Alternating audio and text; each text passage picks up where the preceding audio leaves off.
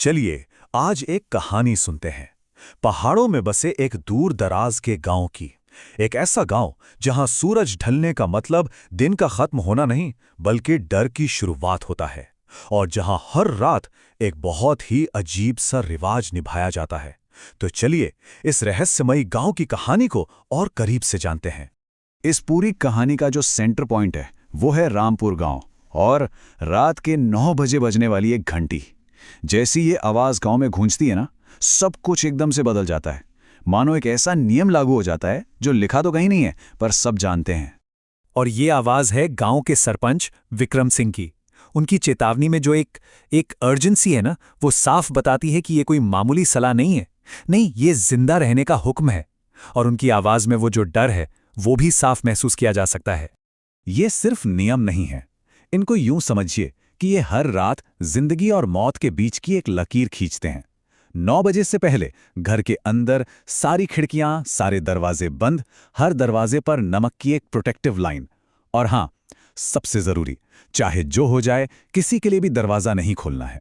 तो अब मिलते हैं आर्यन से, हमारी कहानी का मेन कैरेक्टर। आर्यन ने हर एक नियम का पालन किया है। खिड़कियां बंद हैं, दरवाजे पर नमक की लकीर भी खींची हुई है, मतलब वो बिल्कुल सेफ महसूस कर रहा है। पर सवाल यह है कि क्या वो सच में सुरक्षित है? और ठीक उसी पल वो सन्नाटा टूट जाता है। एक दस्तक होती है, बस एक दस्तक। और ये आवाज सिर्फ एक दस्तक नहीं है, ये उन सारे नियमों को एक चुनौती है, और ये आर्यन की पूरी दुनिया हिलाकर रख देती है। बाहर से जो आवाज आ रही है वो किसी अजनबी की नहीं है, वो है अनिल की आवाज, आर्यन का दोस्त। और ये गुहार आर्यन को एक ऐसी भयानक मुश्किल में डाल देती है जहां एक तरफ नियम है और दूसरी तरफ उसका दोस्त। अब वो क्या करेगा? नियम तोड़ेगा या अपने दोस्त को बाहर मरने के लिए छोड़ देगा? लेकिन कहानी में एक और ट्विस्ट है। बात यहीं खत्म नहीं होती। अनिल सिर्फ एक दोस्त नहीं है, वो तो पिछले 1 महीने से लापता था। तो फिर उसका इस तरह अचानक रात के अंधेरे में वापस आना, ये तो नामुमकिन है, और सच कहूं तो बहुत डरावना भी। आखिर ये हो कैसे सकता है? तो इस पूरे रहस्य को अगर समझना है तो हमें कहानी के अतीत में जाना होगा।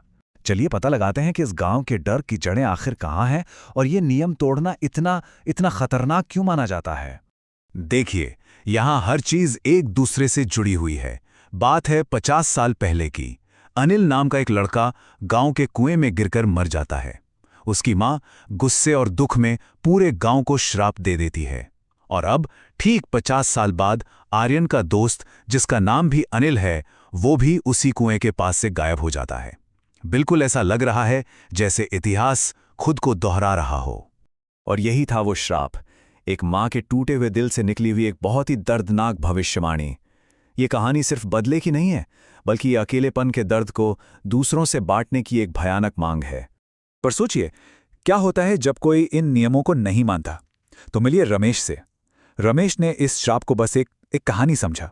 उसने नमक की लकीर भी नहीं बनाई। और फिर जब रात 9 बजे के बाद दरवाजे पर उसकी सालों पहले मर चुकी बेटी ने आवाज दी, तो उसने वो सबसे बड़ा नियम तोड़ दिया। लेकिन दरवाजे के बाहर उसकी बेटी थी ही नहीं, वहां तो सिर्फ अंधेरा था।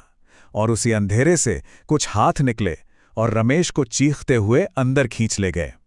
उसकी चीखें उस रात पूरे गांव ने सुनी, और ये एक सबूत बन गया कि यह खतरा मजाक नहीं बल्कि असली है।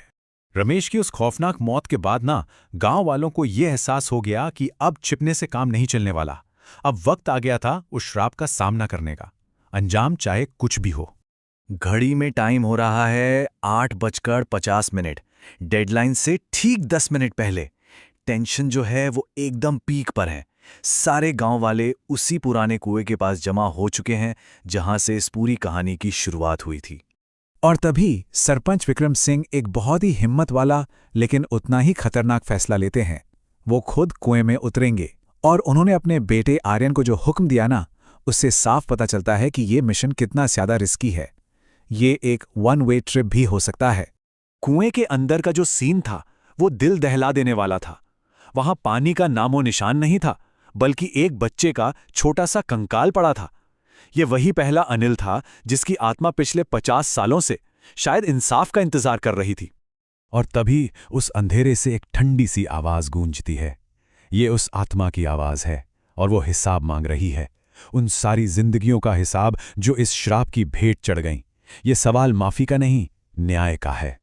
और उधर ऊपर वक्त जैसे पंख लगाकर उड़ रहा है। डेडलाइन में सिर्फ 2 मिनट बचे हैं। आर्यन और बाकी गांव वाले बहुत बेचैनी से विक्रम का इंतजार कर रहे हैं, लेकिन नीचे से कोई जवाब नहीं आ रहा। और अब सिर्फ 1 मिनट बाकी। हर एक सेकंड 1 घंटे जैसा लग रहा है। क्या विक्रम टाइम पर बाहर आ पाएंगे या फिर रस्सी काटने का वो खौफनाक फैसला लेना ही पड़ेगा? तनाव अपनी सारी हदें पार कर चुका है। और ठीक जैसे ही 9 बजे की घंटी बजती है, रस्सी में एक हलचल होती है। गांव वाले अपनी पूरी ताकत लगाकर विक्रम को ऊपर खींच लेते हैं। वो बच गए थे, बिल्कुल आखिरी पल में। उस रात के बाद ना गांव में जैसे सब कुछ बदल सा गया। वो जो 9 बजे की दस्तकें थी वो बंद हो गईं। श्राप टूट चुका था। पर सवाल यह है कि क्या सब कुछ सच में ठीक हो गया था? फिर कुछ दिनों बाद एक रात आर्यन को अपनी खिड़की के बाहर एक छोटा सा बच्चा दिखाई देता है। लेकिन वो डरावना बिल्कुल नहीं लगता। वो मुस्कुरा रहा है। ये वही पहला अनिल था जिसकी आत्मा को लगता है आखिरकार शांति मिल गई थी। वो बस हाथ हिलाता है और अंधेरे में कहीं गायब हो जाता है। तो श्राप तो टूट गया, इसमें कोई शक नहीं। लेकिन इसकी एक कीमत चुकाई गई। रमेश और आर्यन का दोस्त अनिल, वो हमेशा के लिए खो गए। ये कहानी हमें एक बहुत कड़वा सच याद दिलाती है कि कभी-कभी एक पीढ़ी के कर्मों का फल अगली पीढ़ी को भुगतना पड़ सकता है। तो आखिर में ये कहानी हमारे लिए एक चेतावनी छोड़ जाती है कि कुछ दरवाजे बंद ही रहने चाहिए, कुछ सवालों के जवाब ना ही मिलें तो बेहतर है, और कुछ आवाज़ों को अनसुना कर देना ही सबसे बड़ी समझदारी है।